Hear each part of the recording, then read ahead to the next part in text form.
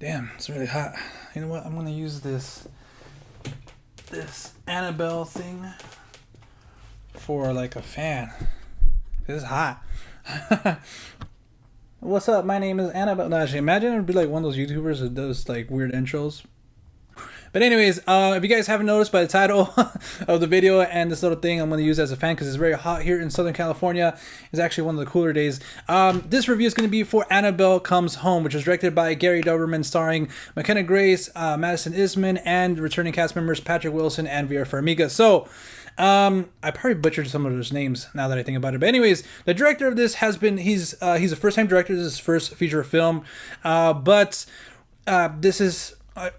what was I saying? But he has been involved in the horror genre before. He has written some of the movies. He was one of the writers on It. He's the solo writer on It Chapter 2, I believe so. And he's also written the past two Annabelle movies. So with that being said, Annabelle 1, I still haven't seen it because I heard it's really bad.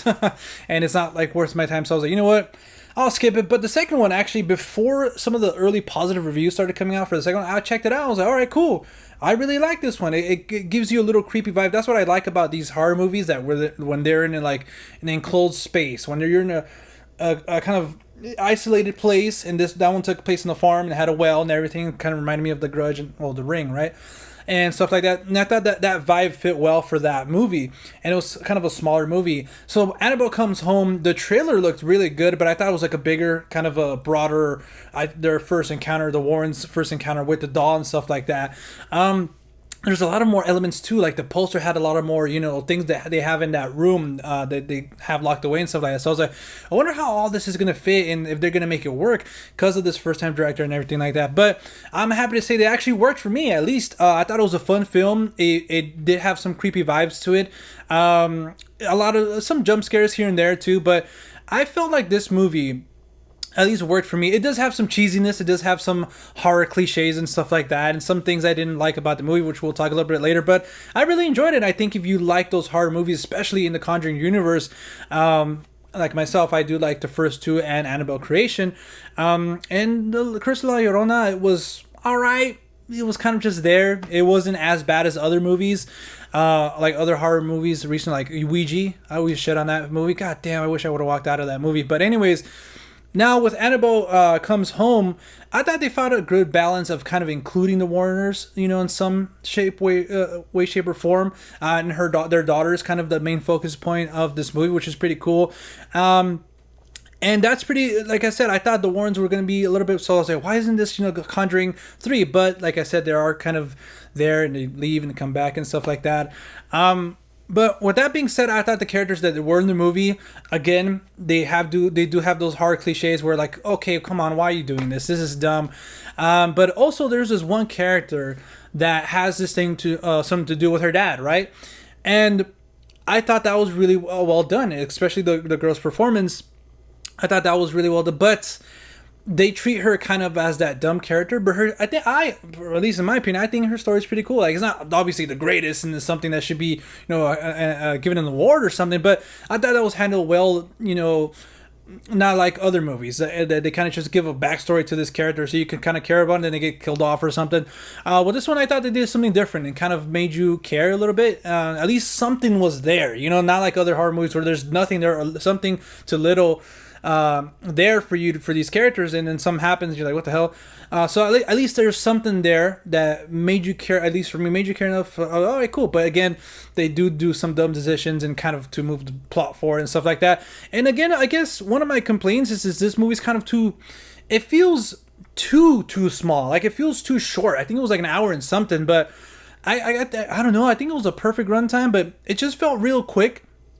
It felt like the movie itself, like the events of the movie, were really quick, and maybe it was because it was in one night and stuff like that, and that's why I felt quick. But I don't know, maybe if they did it a bit longer, they could have added some more stuff. But again, it would have kind of maybe would have ruined it, And there's also some this guy character. The movie was surprisingly a bit funny as well in some parts, and I'm glad that it was humor that made you laugh, not forced comedy. I thought that was handled really well.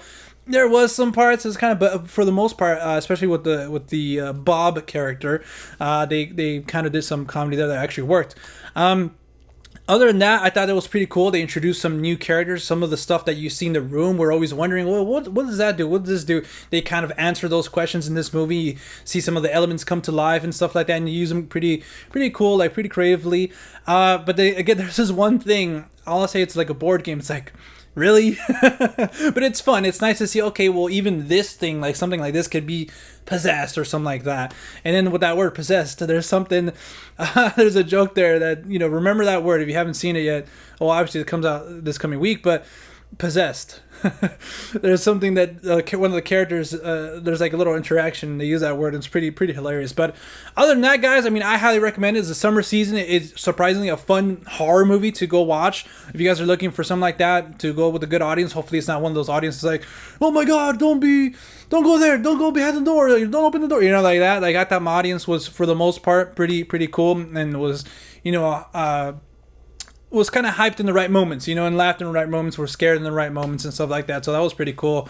I love when that happens. I believe The Conjuring 2, I was watching that movie and some girls next to me, we had to move, me and the person I was with. And even then, they kind of didn't get the hint. And so I had to tell them, so I'm like, hey, look, we're watching a movie. Can you not talk right now? So anyways, hopefully you guys don't get one of those crowds. So overall, I think Annabelle Comes Home. I thought it was When Annabelle Comes Home, but it's Annabelle Comes Home. It's a fun time. I recommend it. It's a cool, addition to the Conjuring universe. It's kind of something to hold us over for the Conjuring 3, which I believe is going to be done by James Wan. I kind of want to look it up right here, but hold on real quick. This is so unprofessional. But let's see, Aquaman. Yeah, Conjuring 3. He's coming as a producer. God damn it! They didn't give him enough money. Michael Chavez is helming The Conjuring 3. And he's done... Oh, he did La Curse de la Llorona. Oh, man. Well, hopefully The Conjuring 3 is good. Anyways, that's not what this video is about. Go watch Annabelle Comes Home. I thought it's worth your time, worth the money and everything like that. A cool addition to the Conjuring universe. Hopefully you get one of these creepy little things. I was driving around with one of my friends, kind of just like, when people are walking, like trying to scare them, stuff like that. But yeah, guys, hopefully you guys got something out of this review. I'm kind of doing it like last minute and stuff like that. I didn't plan it, but hopefully you guys got my thoughts from Annabelle Comes Home. But when you guys do see this movie, let me know your thoughts on it in the comment section down below. And if you guys want to follow us outside of YouTube, you guys can at The Real Talk with 2Ks. On Twitter and Instagram, you guys can also find us on Stardust, just at The Real Talk. Until next time, we'll see you at the movies. Peace.